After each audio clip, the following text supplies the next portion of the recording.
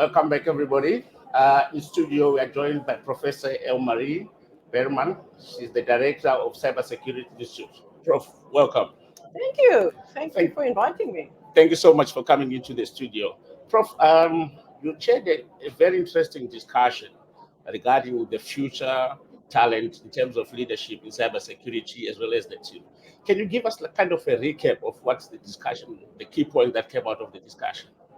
Yeah, I think we need 2 days to actually recap Just briefly on the discussion. Yeah. The problem with cybersecurity is that it's not one field. It's part of every cell of the business. So in terms of a leadership, you need somebody that has disciplines from technical right through to business. From a leadership point of view, they have to be on par with whatever is the new happenings within the security domain. Our cybercrime is escalating. They are coming up with new features on a daily basis, and your leader need to understand that threat profile and need to ensure that he or she build a team so that cyber risks are managed.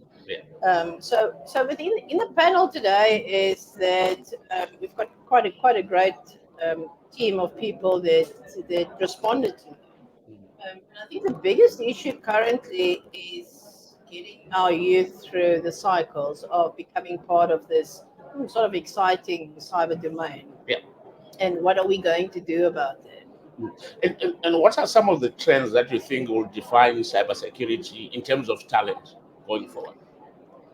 I think they need to understand business, first of all. They need to incorporate their cyber risk strategy as part of the business strategy. So they need to manage risks, but in a I think an ever evolving domain. Yeah. So now we look at new technologies, and we saw quite a number of panels and speeches on AI, for instance, and how do you bring that in to utilize that as a manner to stop the attacks, and secondly is how do you utilize or ensure that your team are on par with it. And I think one of the things that keep emerging from the discussion was the issue of talent crunch, that there's a shortage of skills, and the skills that are not there, they're not job ready. The guys can't match up. What can be done in terms of dealing with the talent crunch that's facing?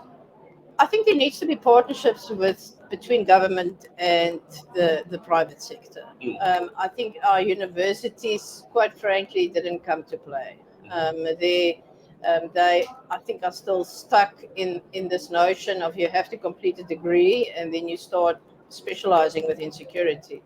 Where we have to take currently, from a grade 10 and a grade 12 level, and they are already digital literate. So we need to take them and introduce them to a type of nanotechnology in terms of training. And that continuous training leads to education. So and I think, but that has to be an effort where we utilize localized content. I think with the rand dollar currently and the international certifications is that's not going to be economically feasible.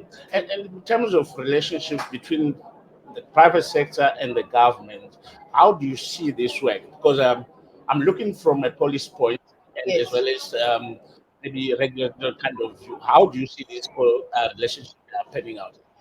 I think for one, if we look at the cybersecurity strategy on a national level, where's that strategy? It's been coming along for quite a number of years, and it's like an executive versus an implementation. They are responsible for really setting the scene and establishing that policies, and leave it to the private sector to implement that. And I think there's sort of a huge divide at this stage. So we are building cybersecurity within the private sector because we are forced to do that. Because our from a government perspective, I think that they're totally out of their space at this stage, if I may say that. Yeah. Prof, thank you so much for your time. I really appreciate your time. Thank you. Thank you for being here.